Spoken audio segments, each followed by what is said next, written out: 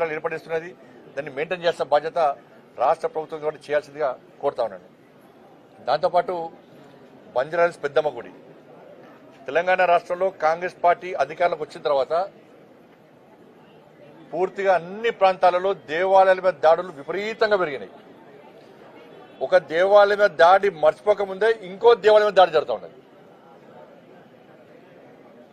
ఎవరికి అడ్డురాని ప్రజలందరూ ఆరాధ్య దైవంగా భావించి ప్రతి సంవత్సరం బోనాల పండుగ నిర్వహించుకున్నటువంటి బంజారాహిల్స్ పెద్దమ్మ గుడిని కూల్చాల్సిన అవసరం ఏమొచ్చింది? ప్రభుత్వానికి అధికారులకు భయం లేదు. భయం చూపడతాం మేము కూడా. ప్రభుత్వానికి హిందూ దేవాలయాన్ని కూల్స్తే ఏ విధంగా పరిణామాలు ఉత్పన్నమవుతాయో ఇలా బంజారాహిల్స్ పెద్దమ్మ గుడి కూడొట్టిరు కదా. ఇలా హిందూ సమాజం అంతా ఒకటైంది. వేలాది మంది యువకులు ఇలా బంజారాహిల్స్ పెద్దమ్మ గుడి కోసం ఉద్యమం చేయడానికి సిద్ధంగా ఉన్నారు. ఇవాళ ప్రభుత్వం సమాధానం చెప్పాలి. ఎవరైతే గుడిని కూల్చారో ఫస్ట్ అధికారిని సస్పెండ్ చేయండి. ఫస్ట్ ఆ అధికారిని సస్పెండ్ చేస్తేనే మేము ఆలోచిస్తాం. అరే ఇదే ఇంకా వేరే మతాలకు సంబంధించి కూర్చోద్దాము మీకుందా? రోడ్డుకు అడ్డంగా ఈ తెలంగాణ రాష్ట్రంలో ఎన్ని దేవాలయాలు ఉన్నాయి, ఎన్ని మసీదులు ఉన్నాయి, ఎన్ని చర్చిలు ఉన్నాయి? మేము ఇతర మతస్థులు కూర్చోమని అంటలేము. అరే హిందూ దేవాలయాలే ప్రాణం కోసం ఎందుకు కూర్చున్నారు? ఇవాళ ఓలికి బోనాల పండుగను పవిత్రంగా జరుపుకుంటున్నారు. భాగ్యనగరంతో పండుగ వాతావరణం ఉంది.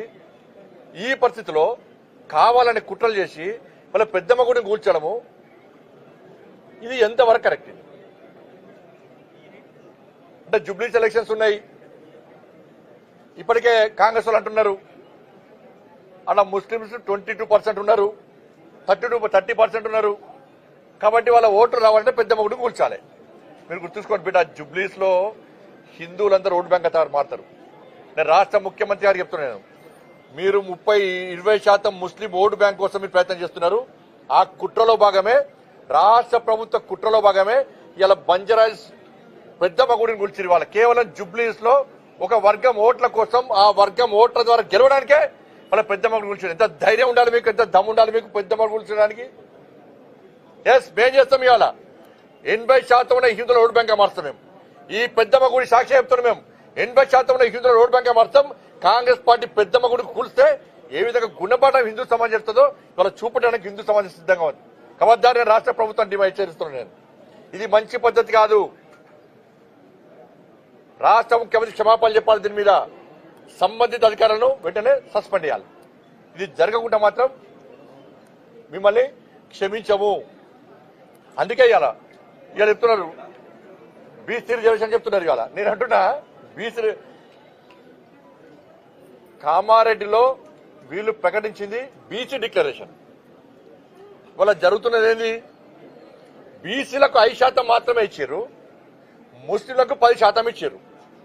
బీసీలకు 5% ఇచ్చారు. అది కూడా 5% కాదన్న, అంతకుముందే 34% ఉండే స్థానిక ఎన్నికల్లో స్థానిక సంస్థల రిజర్వేషన్ 34% 32% చేసారు. ఇప్పుడు మళ్ళా ఇంకా 2% తగ్గించారు.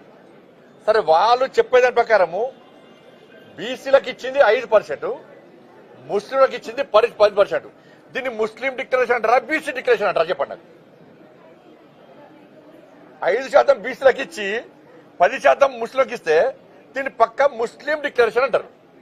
ఇలా కాంగ్రెస్ పార్టీ కామారెడ్డి వేదికగా ఈ తెలంగాణ రాష్ట్రంలోని హిందువులను బీసీలను దగా చేసింది, మోసం చేసింది. మీరు ఇప్పుడు ఇచ్చేది ముస్లిం డిక్లరేషన్, బీసీ డిక్లరేషన్ కాదు మీరు అమలు చేసేది. మీరు కామారెడ్డిలో ఆ రోజే మేము ముస్లింలకు 10% రిజర్వేషన్ ఇస్తామని చెప్పి కేవలం హిందువులైన బీసీలకు 5% ఇస్తారంటే ఒక్క సీట్ రాకపోతుండే, మీకు ఒక్కరికి గెలవబోతుండే.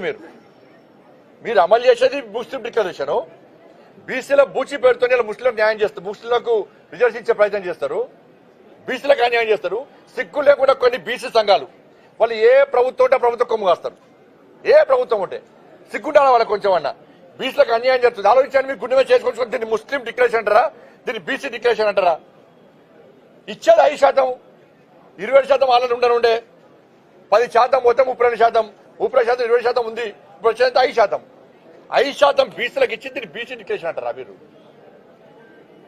మేము బీసీలో ఉద్ధరిస్తాం, మేము బీసీలో చేస్తామంటున్నారు. ఏం చేసింది? అలా 5% ఇచ్చి బిచ్చమెత్తురా మాకేమన్నా?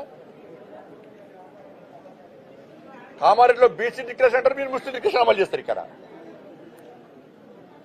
దీన్ని ఏం చేసే ఒక ప్లాన్ ప్రకారం ఇవాళ తెలంగాణ రాష్ట్రంలో హిందువులు మెజార్టీ అయిన హిందువులను మైనార్టీగా చూపెట్టే ప్రయత్నం చేస్తున్నారు. 100% ముస్లింలకు రిజర్వేషన్ ఇచ్చి 100% ప్రతి ఒక్కరికి రిజర్వేషన్ ఇచ్చి వాళ్ళ హిందువులను మెజార్టీ అయిన హిందువులను మైనార్టీగా చూపెట్టడానికి కుట్రలో భాగమే కాంగ్రెస్ పార్టీ ఆలోచన.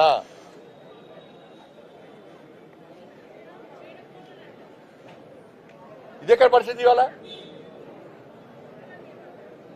మేము మొదటి నుంచి మా లైన్ క్లియర్. మేము బాబాసాహెబ్ అంబేద్కర్ రాజ్యాంగానికి అమలు చేస్తున్నాం దేశంలో. నరేంద్ర మోడీ ప్రభుత్వం గుజరాత్లో చేస్తలేరా, మహారాష్ట్ర. నువ్వు తెలంగాణ ఏడు ఫస్ట్. తెలంగాణ ఏడు ఫస్ట్. నువ్వు కామారెడ్డి డిక్లరేషన్ ఏంది? 42% బీసీలకు రిజర్వేషన్ ఇస్తావు. 42% పూర్తి రిజర్వేషన్ బీసీలకు అయ్యి మేము మద్దతు తెలుపుతాం. కానీ బీసీలకు 5% ఇచ్చి మీరు ముస్లిం డిక్లరేషన్ అమలు చేస్తా అంటే 80% అడ్డుకుంటాం. ఇక్కడ అడ్డుకోకుంటే ఈ విష వృక్షము దేశవ్యాప్తంగా నడకపోతుంది.